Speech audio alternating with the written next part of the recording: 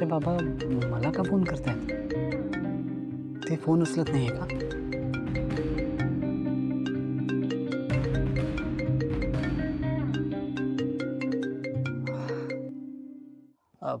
नमस्कार बाबा.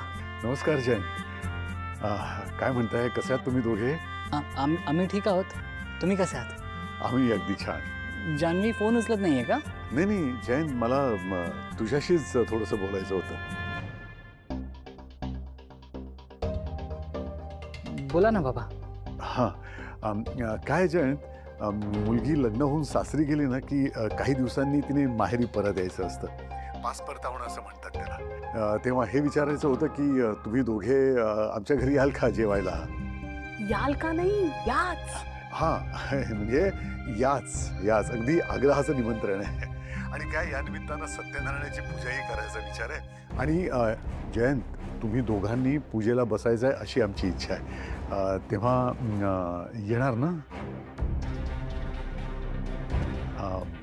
मला कल्पना आहे जयंत की तू कामात खूप बिझी असतोस, पण तरीही बाबा, तुम्ही रिक्वेस्ट काय करताय? तुम्ही फक्त ऑर्डर सोडा आणि मी तुमच्या मुलासारखाच आहे ना. तुम्ही मला बोलावलंत, आम्ही दोघेही नक्की येऊ. अरे जयंत, खरं सांगतो, असा जावई मिळणं म्हणजे आम्ही खूप नशीबवान आहोत रे. आणि मीही खूप लकी आहे बाबा की मला हे असं घर मिळालंय. नाहीतर सत्यनारायणची पूजा आजवर मी कधी केली होती? अरे हो. हां, जयंत, एक मिनिट हां, जरा लक्ष्मीला बोलायचं आहे तुमच्याशी. हो, द्या ना. जावई बापू, नमस्कार. कसे आहात?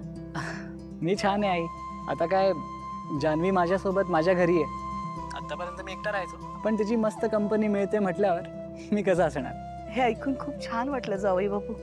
बरं, यांनी बोलवणं केलंय, पाच परतवणं आणि सत्यनारायण करतोय आपण. तुम्ही होकार दिला असं म्हणतायत ते. नक्की या. हां हो आई, आम्ही दोघेही नक्की येऊ. जावई बापू, 2 मिनिटं जानूशी बोलता येईल ना? हो आहे ना, मी देतो तिला.